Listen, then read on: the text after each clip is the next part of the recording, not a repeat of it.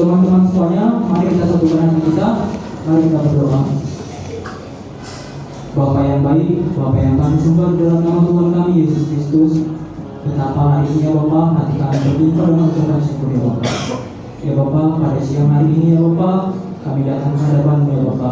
Kami mencari wajah-Mu, kami mencari petunjuk-Mu ya Bapa.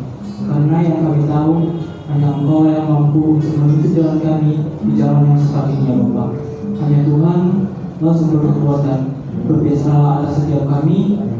Pakailah hamba-Mu untuk menyampaikan firman ya Bapa. Dalam nama Kristus kami berdoa dan mengucap syukur kepadamu. Yang siap mendengar firman Tuhan, mari sama-sama kita katakan amin. Shalom teman-teman semuanya. Shalom. Sebelumnya perkenalkan dulu, nama saya Arun Panarin Sisiamo. Saya dari kelas 12 Kimia 1. Semalam saya ditunjuk sama Pak Panjaitan untuk membawa firman Tuhan hari ini. Saya masih pelajar, jadi jikalau ada nanti firman Tuhan yang kurang sesuai, mohon dimaafkan dan jangan disetawaki. Terima kasih. Langsung saja kita buka ayat Alkitab kita pada siang hari ini, yaitu dari 1 Petrus 1 ayat 14 sampai 16. Nampak nak. 1 Petrus 1 ayat 14 sampai 16. 1 Petrus berapa bang?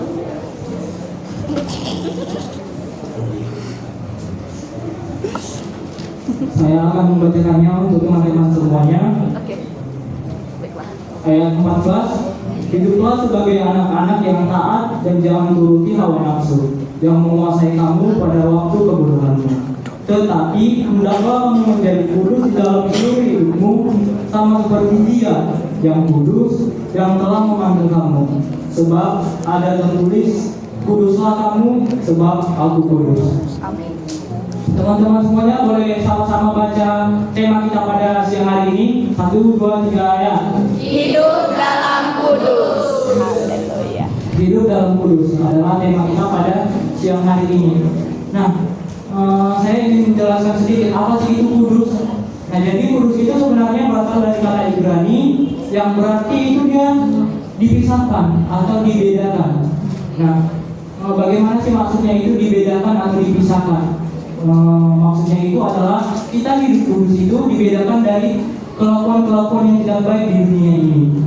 Tetapi bukan berarti itu kita keluar dari dunia ini dan tidak mengikuti hal-hal yang ada di dunia ini. Nah, dahulu itu orang Kristen itu sama, yaitu sama-sama orang berdosa. Lalu Tuhan Yesus itu memisahkan orang-orang tersebut yang tertulis dalam 1 Petrus 2 ayat 9.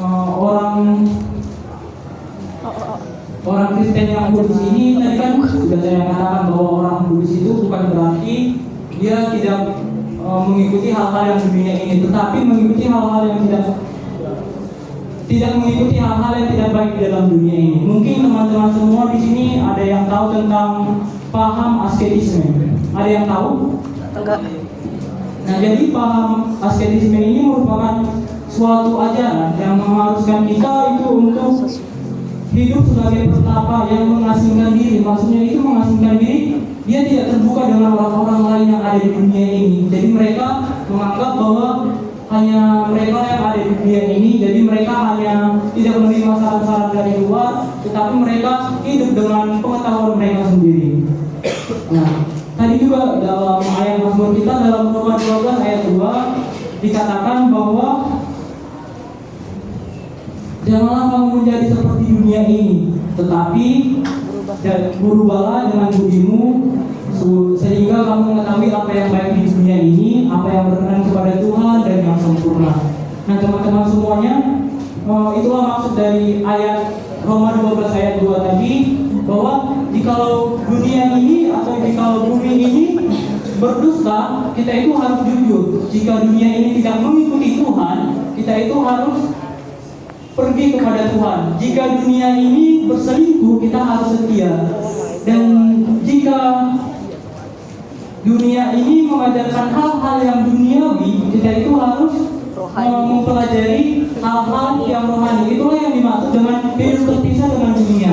Bukan berarti terpisahnya itu meninggalkan dunia, tetapi yaitu melakukan hal-hal yang baik dan yang buruk ditinggalkan.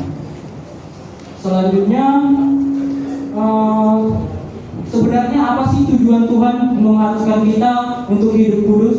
Sebenarnya kalau kita tidak hidup kudus, apakah Tuhan itu rugi? Tidak, Bang. Ya, ketika kita tidak melakukan hidup kudus atau kita melakukan hidup kudus, Tuhan itu sebenarnya tidak memiliki keuntungan atau kerugian. Tuhan itu tetaplah Tuhan. Tetapi mengapa Tuhan mau anak-anaknya itu hidup kudus di dalam Tuhan? Nah, jadi saya ada ambil 3 poin mengenai mengapa Tuhan Yesus itu mau kita hidup kudus. Yang pertama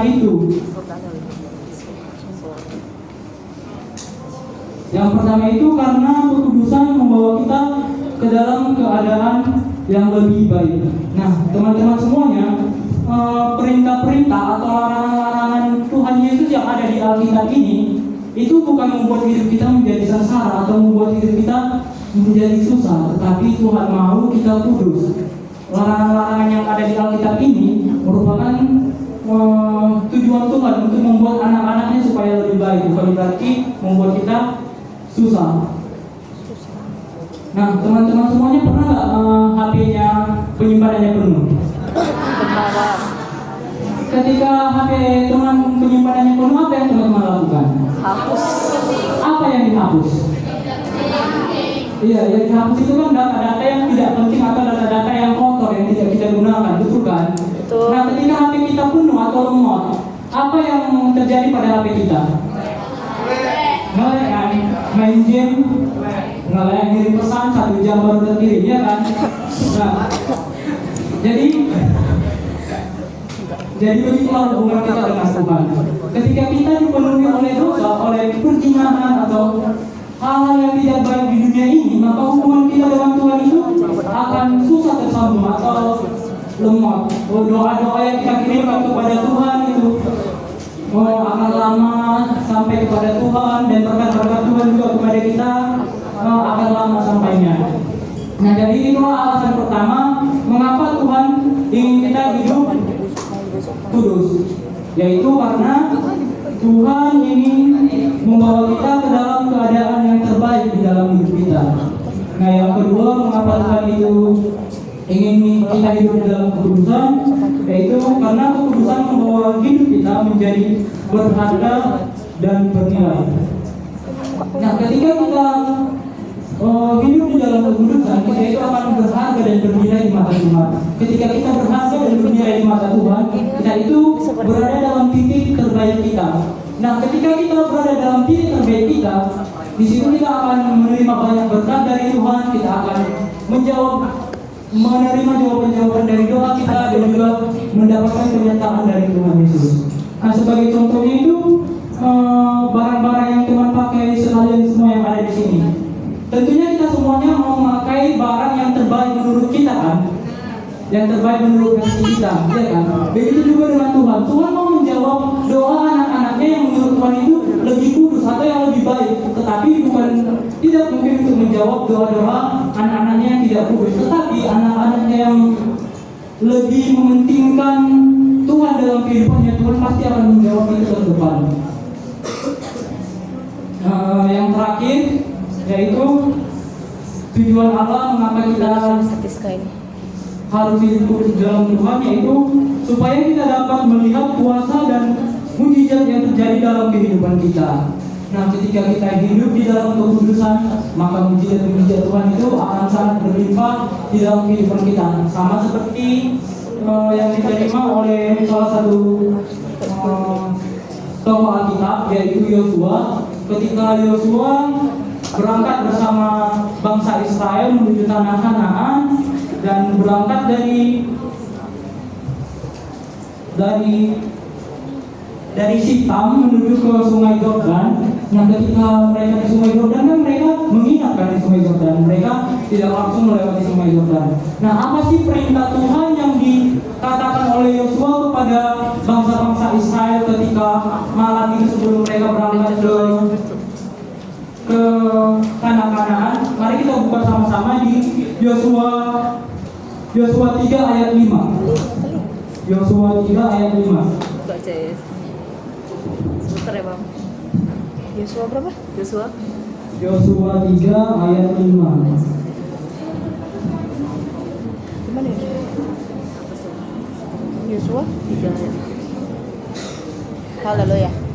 Mari kita baca bersama-sama. 1, 2, 3 ya. Berkatalah Yosua kepada bangsa itu, Kuduskanlah dirimu, sebab besok Tuhan akan melakukan perbuatan yang ajaib di antara kamu. Amin. Nah, jadi Yosua mengatakan kepada bangsa Israel, kuduskanlah dirimu supaya Tuhan melakukan mujizat-mujizat di hari esok. Nah, ketika malam itu berlalu dan hari esok datang, Tuhan Yesus mengatakan kepada Yosua, aku akan membesarkan namamu di dalam bangsa-bangsa Israel karena kamu telah melakukan apa yang telah kuperintahkan kepadamu, kata Tuhan Yesus kepada Yosua. Nah, pada saat mereka ingin menyeberangi sungai Yordan, apakah mereka berhasil menyeberangi sungai itu dengan baik atau ada kendala? Pasti ada kendala bang. Jadi mereka itu melewati sungai Yordan itu hanya dengan beberapa prajurit menginjakkan kakinya di atas sungai Yordan. Lalu sungai itu berhenti mengalir dan orang Israel melewati sungai tersebut tanpa ada halangan air. Jadi hingga semua bangsa Israel melewati sungai tersebut, barulah prajurit-prajurit tersebut mengikuti bangsa-bangsa tersebut dan mereka bisa melewati sungai Yordan tersebut.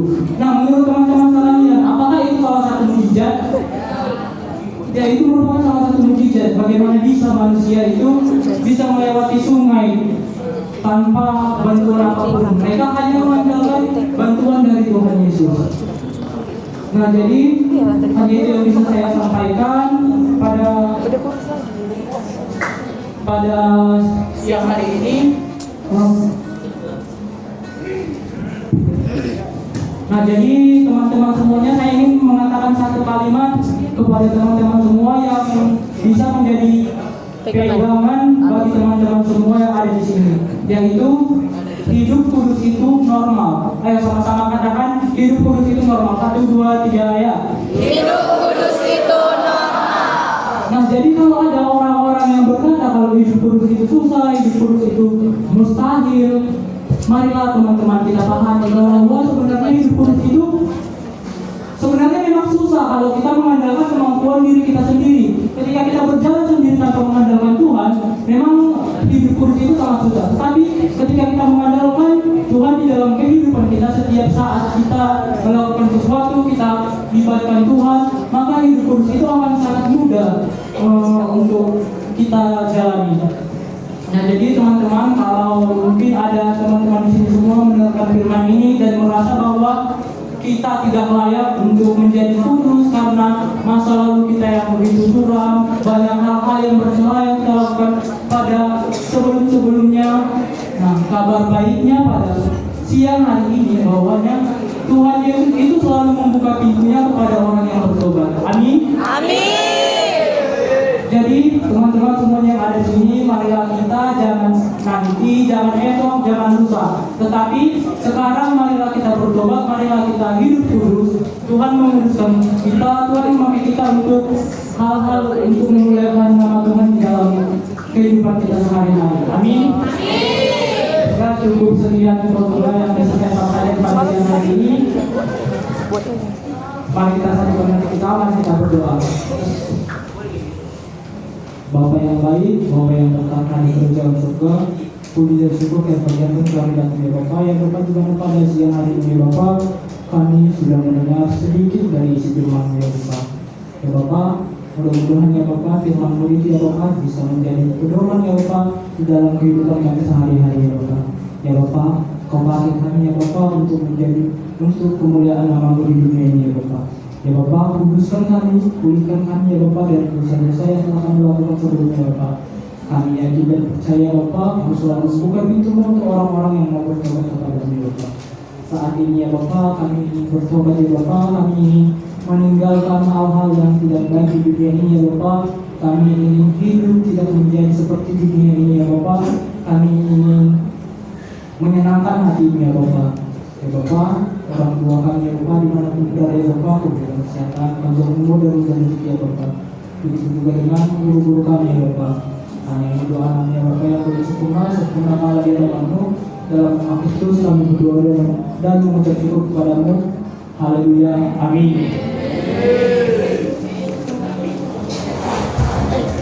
Kodor.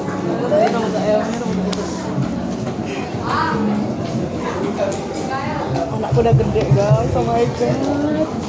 Sedih. Kita angkat lagu pujian kita yang berjudul Berjalan. Jangan lagi dah, cewek.